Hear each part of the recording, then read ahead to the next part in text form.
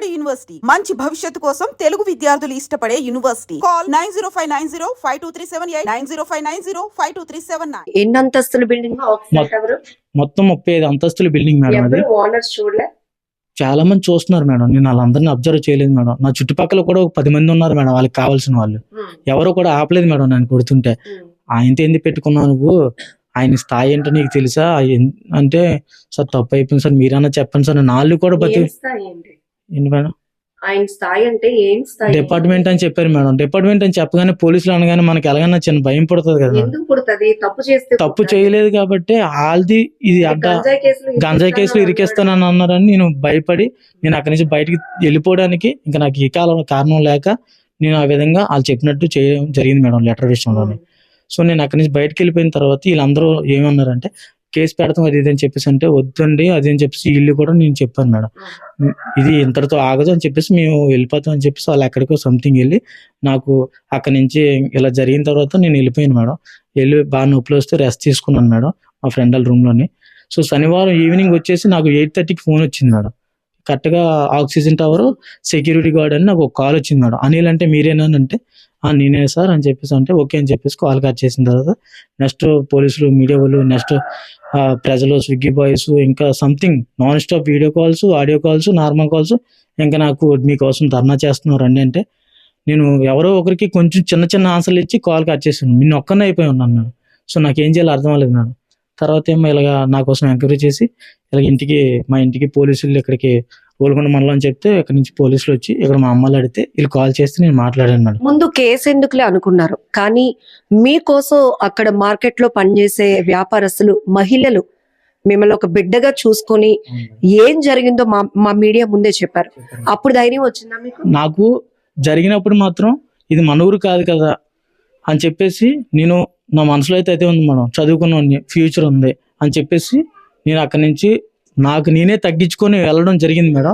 ఎప్పుడైతే వీళ్ళందరూ నాకు సపోర్ట్ ఇచ్చి మాట్లాడారో దాని తర్వాత నాకు గుండె ధైర్యం పెరిగింది మేడం.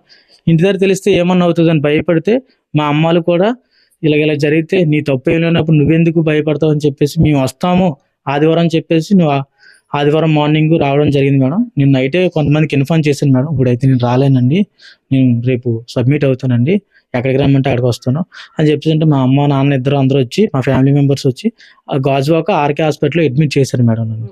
అక్కడ మొత్తం ఎమ్మెల్సీ అవన్నీ చేయించి తీసుకొని అక్కడికి నేనే పోలీసులకు కాల్ చేసి సిఐ గారికి, ఎంవిపి సిఐ గారికి కాల్ చేసి నేనే ఇన్ఫార్మ్ చేశాను మేడం. ఇక్కడ పలానా గాజువాక ఆర్కే హాస్పిటల్ దగ్గర ఉన్నాను సార్ అంటే, సార్ వచ్చి నన్ను ఏం జరిగింది అన్నది ఇప్పుడు మీకు ఏదైతే చెప్పానో అదే చెప్పి అక్కడ నన్ను కొట్టారు, తిట్టారు, మీకు ఏం చెప్పానో ఎస్సీ మా లంజ కొడుకు ఎన్ని తిట్టారు అని చెప్పేసి మీకు ఏదైతే చెప్పానో అదే పోలీసు వారికి కూడా నేను చెప్పడం జరిగింది మేడం. దాన్ని బట్టి యాక్షన్ తీసుకుని కేసు ఫైల్ చేశారు మేడం. దాన్ని బట్టి ఇప్పుడు అరెస్ట్ చేస్తామని చెప్పారు మేడం. ఇప్పుడు ఆ అమ్మాయి కూడా మీ పైన కేసు పెట్టిందంట, ఆ విషయం పోలీసులే చెప్తున్నారు, మీకేమైనా తెలుసా? నాకైతే ఆ విషయం ఏది తెలియదు మేడం.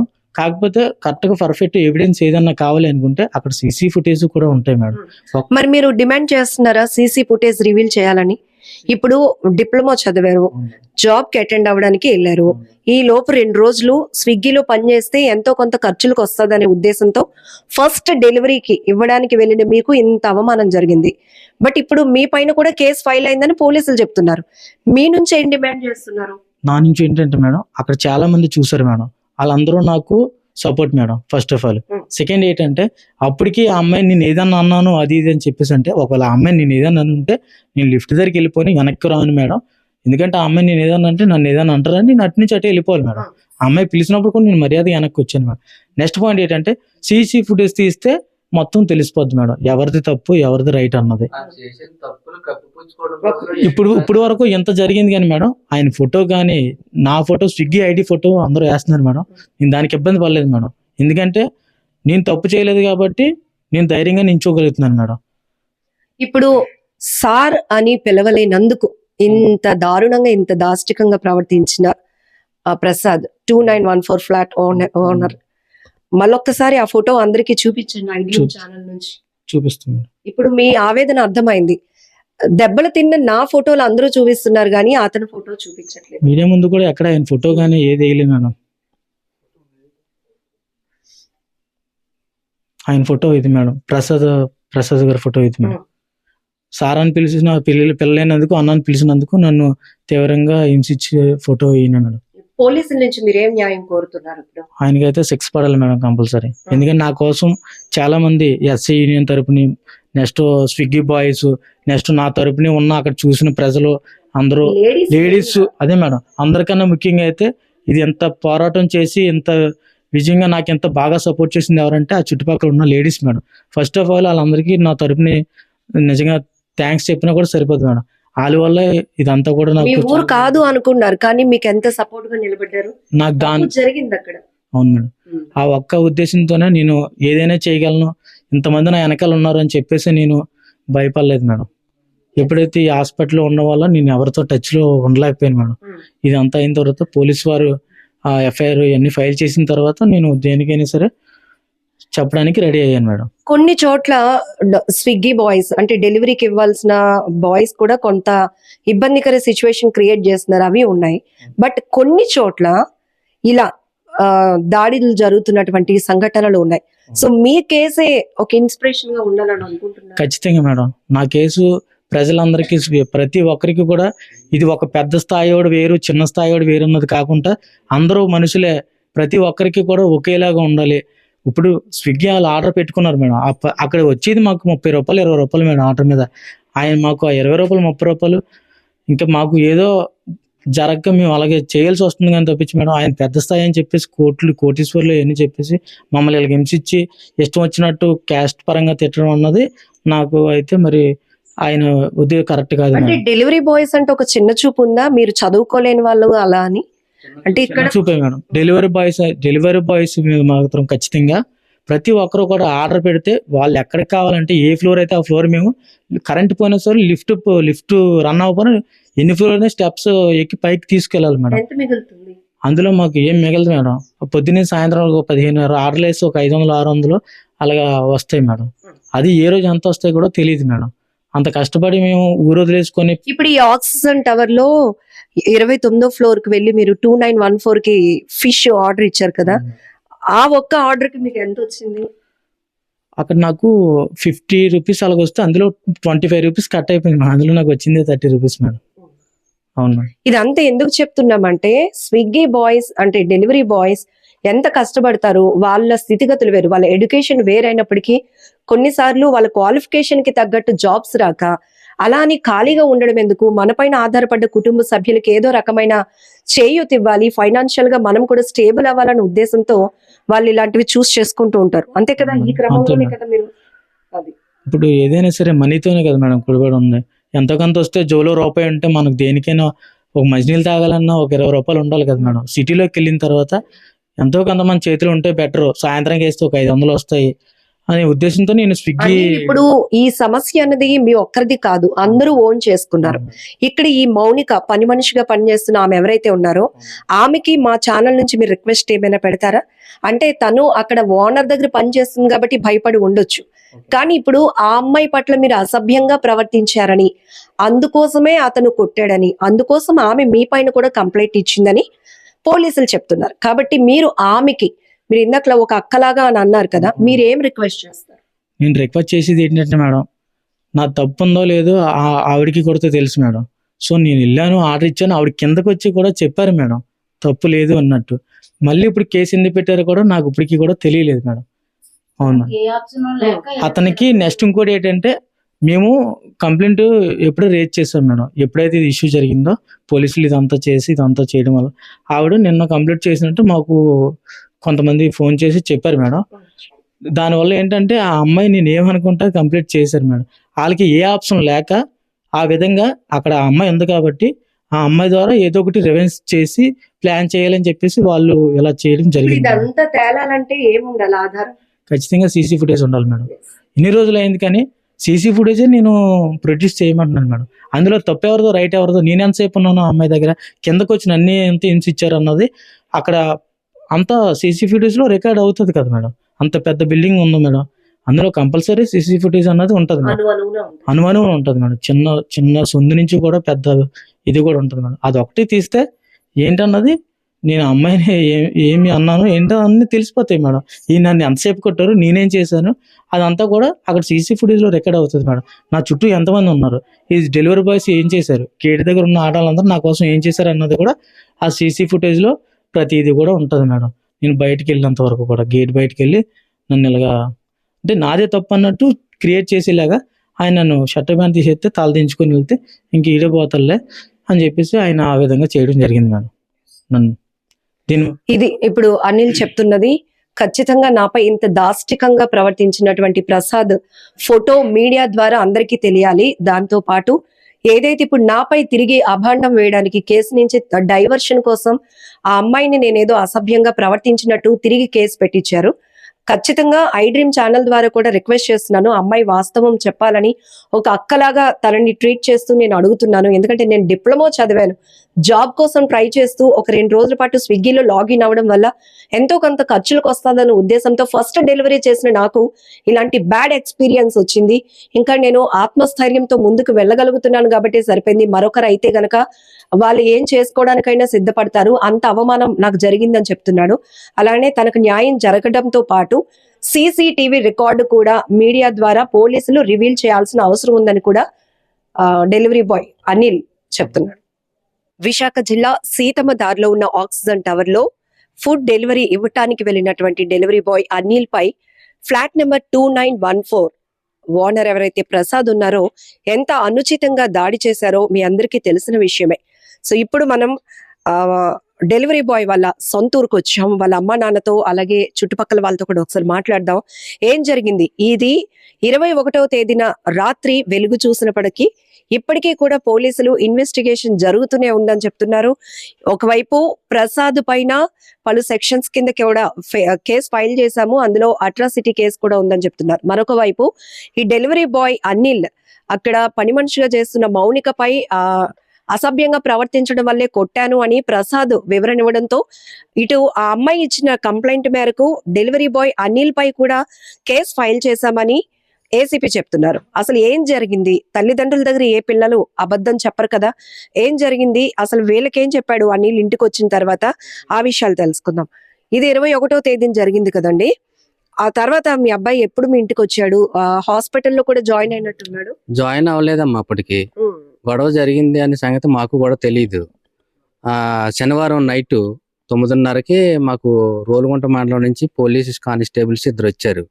ఇద్దరు వస్తే మమ్మల్ని అడిగారు, మీ అబ్బాయి ఎక్కడున్నారు? అలాగని మీ అబ్బాయి ఎక్కడున్నారంటే వైజాగ్ వెళ్ళాడు బాబు పని చేసుకోవడానికి అని చెప్పేసి అన్నాం. మేము ఏం పని చేయడానికి వెళ్ళారని నన్ను అడిగారు.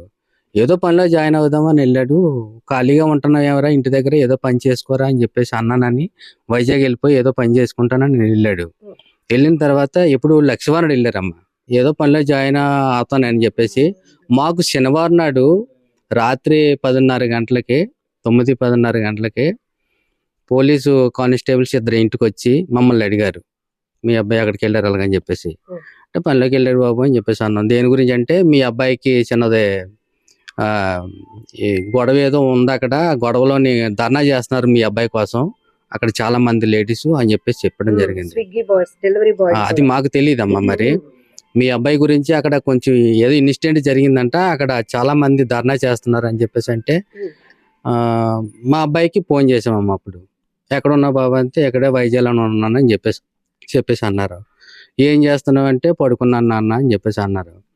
బాబు నీ గురించి ఏదో ధర్నా జరుగుతుందంట, ఏంటంటే ఏం ధర్నా, నువ్వు అక్కడ కానీ ఉన్నావా ధర్నాలోని, దేని గురించి అన్నా ధర్నాలో నువ్వు ఉన్నావా అని నేను అడిగాను.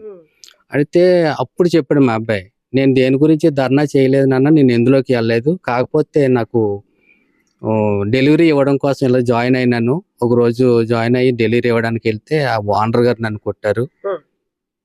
నన్ను కొట్టిన తర్వాత చాలా సేపు అక్కడ అరెస్ట్ చేశారు, కర్రతో కొట్టారు అని చెప్పేసి అక్కడ జరిగిన విషయాలన్నీ నాతో చెప్తున్నాడు. చెప్తుంటే పక్కనే ఎవరు లేరు, ఒకడే పడుకొని ఉన్నాడు. లేపు అడిగినాం మేము, ఫోన్ చేస్తే లేచినాడు, కొంచెం డల్గా మాట్లాడుతున్నాడు. ఏం బాబు అని చెప్పేసి అంటే ఈ విషయం అంతా చెప్తున్నాడు. ఇలాగా ఎందుకు కొట్టారు, ఏం జరిగింది ఆ రోజు? కొట్టారు అంటే ఎందుకంటే మాకు మా అబ్బాయి చెప్పిన ఇన్ఫర్మేషన్ అయితే డెలివరీ ఇవ్వడానికి వెళ్ళాను, వెళ్ళిన తర్వాత ఒక అమ్మాయి వచ్చింది, ఆ ఇంట్లో పనిచేసే వాళ్ళు అనుకున్నాను. అమ్మాయికి డెలివరీ ఇచ్చాను నేను. డెలివరీ ఇచ్చిన తర్వాత తీసుకొని నేను వెంటనే మళ్ళీ లిఫ్ట్ దగ్గరికి వెళ్ళిపోయాను. అంతట్లోని వెనకాల ఆ సార్ రమ్మన్నారని మళ్ళీ అమ్మాయి వచ్చి నన్ను పిలిచింది. వెళ్ళాను. ఎందుకన్నా, ఎందుకు పిలిచారన్నా అనే మొక్క అన్నాను నేను. అంటే నేను నీకు అన్న ఏంట్రా, నేను నీకు అన్ని అన్నయ్యనా, నువ్వు నాకు కానీ తమ్ముడు ఎవడోరా నువ్వు అన్న అనడానికి సార్ అని పిల్లలు కదా అని చెప్పేసి సీరియస్ పడ్డాడట. నేను ఏం తప్పు అన్నాను ఆ సార్ అని చెప్పేసి అన్నారంట.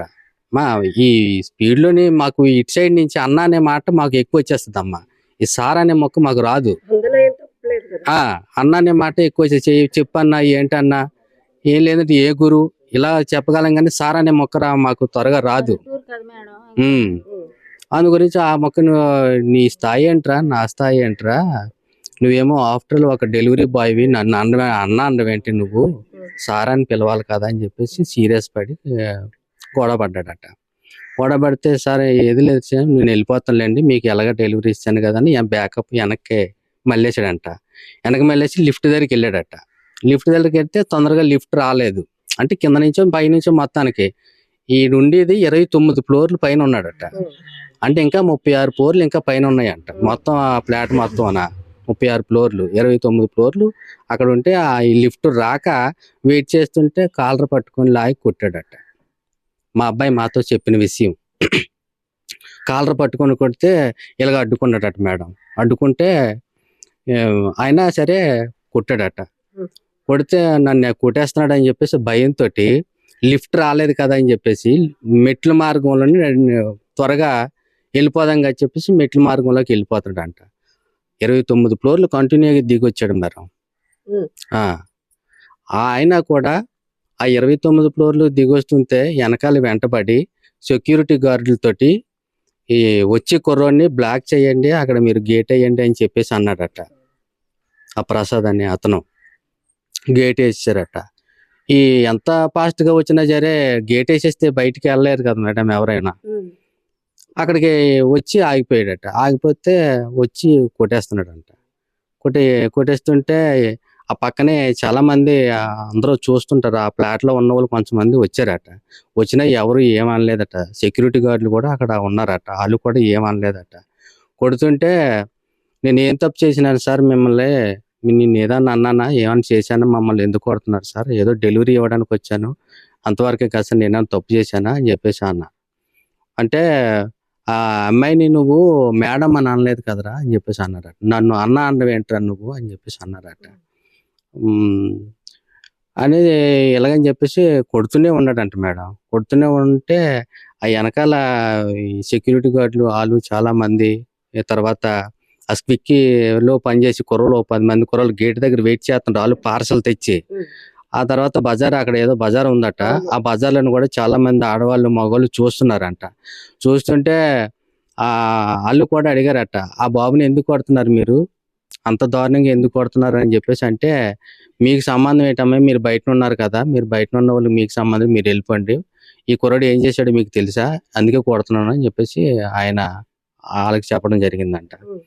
వాళ్ళేమో మరి బయట ఉన్న వాళ్ళు ఎవరు అడగలరమ్మా, ఏదో తప్పు చేసినట్టు అని చెప్పేసి అని అనుకుంటారు తప్ప. అప్పటికే బట్టలు కూడా ఇప్పించాడు. లేదమ్మా, మా అబ్బాయి బట్టలు కూడా ఇప్పించడం లేదు. తర్వాత కొట్టేసిన తర్వాత బట్టలు ఇప్పేమన్నాడట. కొట్టేసిన తర్వాత బట్టలు ఇప్పించేసి ఈ రూమ్ ఉంటది కదమ్మా, సెక్యూరిటీ గార్డుకి ఒక రూమ్ ఉంటది కదమ్మా, ఆ రూమ్ లోకి తీసుకెళ్లి బలవంతంగా లెటర్ రాయించాడంట. అంటే బయట ప్రజలు అడిగారు, అబ్బాయి తప్పు ఏంటి, కొట్టారేంటి మీరు అని చెప్పేసి అని అడిగితే, నా వల్లే తప్పు జరిగింది అన్నట్టుగా బలవంతంగా లెటర్ రాయించుకొని సంతకం పెట్టించుకున్నారట. ఒక లెటర్ రాశాడటమ్మా. లెటర్ రాసిన తర్వాత ఈ కొట్టిన తీవ్రత మీద కొంచెం షేక్ వస్తుందమ్మా, ఎవరికన్నా కొంచెం ఒడుకులా వస్తుంది కదా, దాని మీద లెటర్ బాగా రాయక అర్థం కాక బాగా రాయని చేసి మళ్ళీ కొట్టుకుంటే ఇంకో 2 లెటర్లు రాయించాడటమ్మా అతను.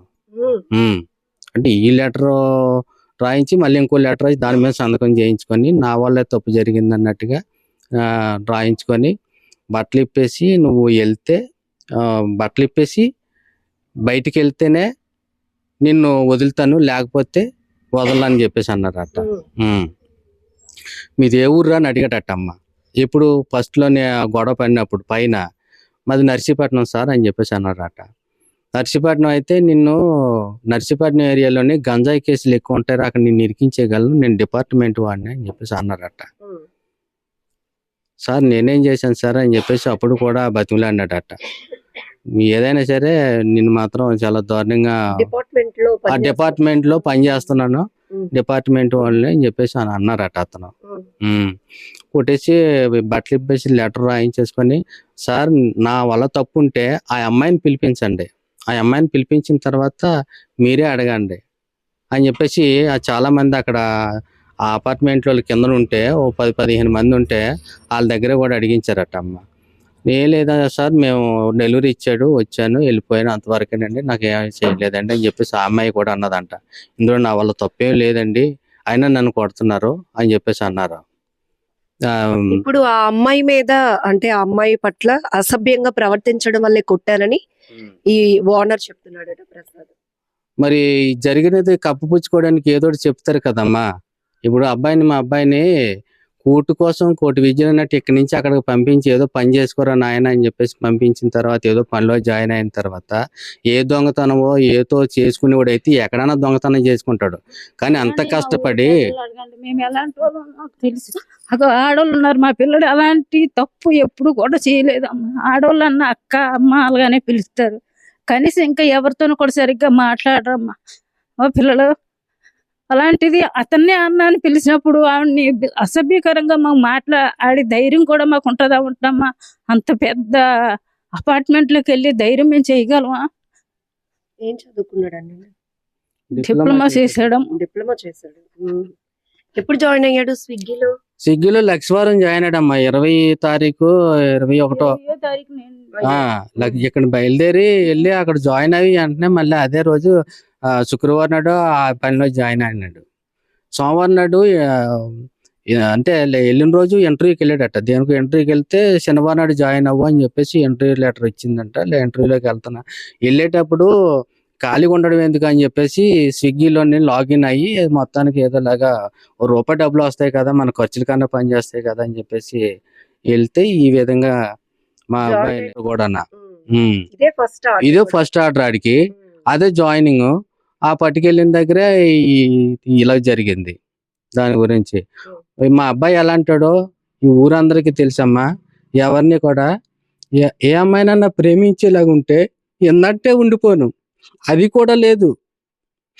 నేను కూడా చాలా చెట్లు అడిగాను, ఏ అమ్మాయినన్నా నువ్వు ప్రేమిస్తే చెప్పరా నీకు పెళ్లి చేస్తానంటే, నేను ఎవరిని ప్రేమించలేదు, నిన్న మీకు నచ్చిన అమ్మాయిని పెళ్లి చెయ్యండి అని చెప్పేసి మాతో ఎన్నో చెట్లు చెప్పాడు. మా ఇద్దరు పిల్లలు కూడా అలాంటి వాళ్ళు కాదమ్మా. మమ్మల్ని కాకపోయినా మా పక్కన ఉన్న వాళ్ళు కూడా మీరు అడగచ్చు. అలాంటి కుర్రలు చాలా నెమ్మదమ్మా, మనసులో దాచుకుంటారు తప్ప బయటికి వినిపించలేరమ్మా ఏది కూడా. సరే మాకు ఎందుకు ఫోన్ చేసి చెప్పలేకపోయాడమ్మా, మేము ఎక్కడ బాధపడుతున్నాం కానీ మాకు చెప్పలేదమ్మా. ఏదో ఇలాగ అయిపోతుందేమో అని అనుకున్నాడు తప్ప భయపడతారు వాళ్ళు, ఏమైపోతారు అలాగని మాకు చెప్పడం మానేసి. ఆ అమ్మాయి పని మనిషి మౌనిక కూడా కేసు పెట్టిందట, ఆ విషయం చెప్పారా పోలీసులు?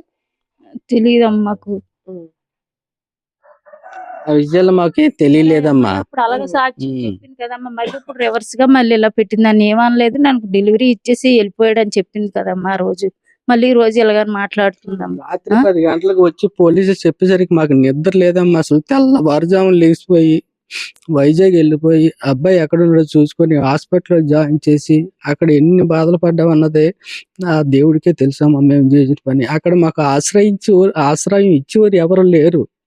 కానీ ఎక్కడెక్కడో మసులుకుంటూ ఎక్కడెక్కడో తిరుగుకుంటూ ఈ పోలీస్ స్టేషన్ అంట, హాస్పిటల్ అంట, దేవులాడడం మేము 2 రోజులు అక్కడ నరకం అనుభవించినాం అమ్మ.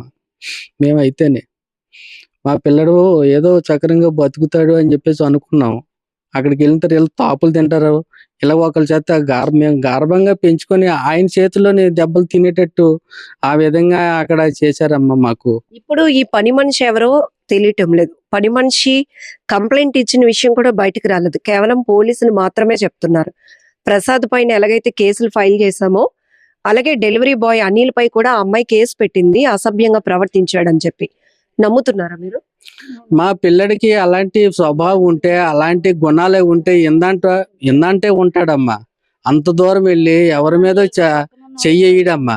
ఏ అమ్మాయినన్నా ప్రేమించి పెళ్లి చేసుకుని లేదంటే అమ్మాయిని ఇక్కడ తీసుకొచ్చి నాన్న నేను ఈ అమ్మాయిని ప్రేమించానని పెళ్లి చేయండి అని చెప్పగల కెపాసిటీ కూడా ఆడికి లేదమ్మా. నేను ఎన్నోసార్లు అడిగానమ్మా, నేను పెళ్లి చేసుకున్నా అంటే ఏ పనిలోనైనా తిరుపతి నేను పెళ్లి చేసుకుంటున్నాను అనుకుంటూ వచ్చాడమ్మా. ఇప్పుడు వరకునా పెళ్లి చేసేద్దామని చెప్పేసి మేము కూడా, చిన్నపిల్లడు ఎదిగేసి వస్తున్నాడు, పెద్ద పిల్లడు కూడా ఎదుగున్నాడు, పెళ్లి చేసేద్దాం అనుకుంటే ఏ పనిలోనన్నా స్థిరపడి అప్పుడు చేసుకుంటాను నాన్న అనుకుంటూ వచ్చాడు తప్ప అలాంటి విషయంలో ఆడపిల్ల అంటే అలాంటి పనులు జరగవమ్మా. ఆడపిల్ల మీద చాలా గౌరవం అమ్మ, అడిగి శక్తి ఉండాలి కదమ్మా అని చెప్పేసి